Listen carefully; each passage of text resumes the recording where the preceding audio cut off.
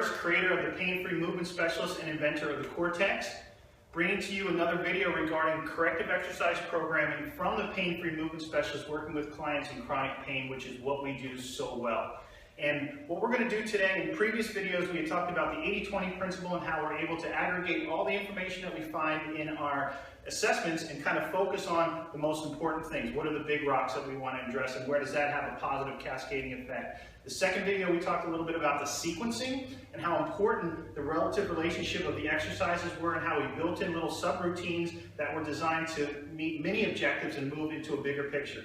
Today we're going to take a look at just how some of that flows through a particular sequence and give you a better idea of the level A, B, C, and D exercises, and how we integrate that concept into the programming so that we understand through the progressions and what's required of the client, and also how receptive they are to the types of exercises when they've been in chronic pain for so long. So we're starting off right now with Champagne here in the 90-90 neutral position.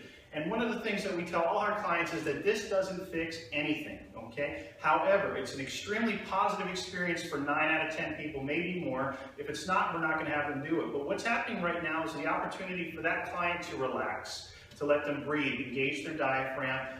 They kind of allow all their spinal erectors and their hips just to settle and relax into the floor. In general, it makes their body more receptive to the exercises.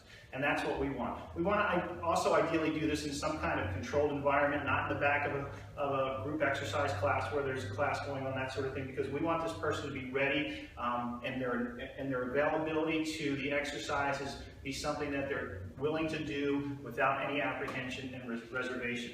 So the first exercise for Champagne that we're going to do right here is, as she's in this position, we're going to ask her to just kind of, with each leg alternating, press and release into the box. And even if this is a harder chair, it doesn't matter, because you'll see a little bit of pressure into the box, but really what's happening up here is we're getting this gentle weight shift side to side. So again, an introductory exercise, this rhythmical motion that moving back and forth becomes very synchronized, and it has a down-regulatory effect overall on the body, gives them a sense of sort of accomplishment, but still in a very safe area, okay? And then after she would be finished with this level A exercise, what we're going to do is we're going to take her legs off the box.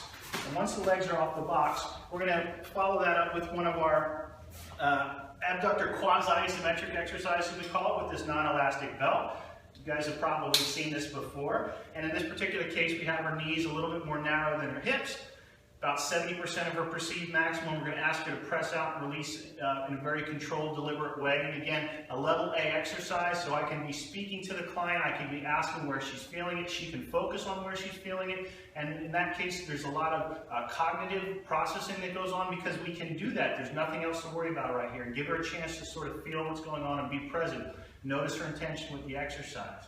After we go through this particular exercise, then what we're going to do, so this is still a level A exercise, then we're going to transition to what would be more of a level B exercise. And this particular exercise is we're going to have Champagne get onto her hands and knees in a quadruped. So now the relationship to gravity has changed a little bit. We've got 4 points of stability here, and we're going to do our sway back ankle squeezes. So the pillow or the box is going to go, the foam box is going to go between your ankles. We're going to cue the client to just kind of relax the abdominal area here and let everything passively fall down, which has an influence on the relaxation of spinal erectors. And here she's going to squeeze and release again with the ankles. So this impacts the hips, and will also impact the contract and relax here. We may coach her to, depending on where we want the axis to occur here, the most extension here is we may have move her head back and forth. So again, kind of now she's loaded through her shoulder joints and her hips. We're at a level B exercise. Following this exercise, we're going to have her return onto her back again, which may seem like it's a little bit of a regression. In some ways it is, but we're going to offset that with a little bit of a progression. So with the arms out to the side, the feet and knees apart, just hip width a little bit, we're going to do a hip bridge or shoulder bridge, where we're going to have her actively lift off the floor, but instead of just holding it there, we're also going to have her come down and tap the floor with her buttocks and make that continuous. So at this point now, we've flipped her over from where she was on all fours. And it's a little bit more dynamic, where she's got to overcome gravity. Even though her body's in this position, she's got to control the momentum and the speed of what's going down. She'll be able to use a little bit more integration from the ankle, knee, and hip. Those joints are all working together, as well as some changes in what happens in the flexion and extension of the lumbar spine. So now we're definitely at a B. In some cases, this might even be a C exercise for certain people. If we were doing this with her shoulders on the ball and her feet were on the floor, we would definitely be at a level C exercise. Okay? After that, we're going to show another level C. This is definitely a level C exercise for Champagne. We're going to have her stand up. Because remember, we're talking in the context of this being her very first session. And we're going to have her put her hands on the chair, and the feet are going to be apart. So what we're going to do is a little frontal plane lunge, but what Champagne's going to be able to do here, we've got her body parallel to the floor. She's able to use some support and guidance from the chair, safety, and she's going to do a little shift side to side. So now we get her loading each hip individually, although she still has the balance and the support of the opposite leg. She's going through triple flexion and extension at the lower extremities. She's maintaining a little bit of a hip hinge here, which is good proprioceptive awareness of what's going on in her lower back. And again, it becomes a little bit more dynamic. So this is definitely a C exercise. And because this is her first visit, we might just end with this. There's always the possibility of adding a little bit more integration, a little more planes of motion, a little less cognitive input as we make the acceleration and deceleration a little bit more demanding on our body if we were to do that. But for now, we're going to say this is where we're going to end this with her. So we've gone through A, B, and C.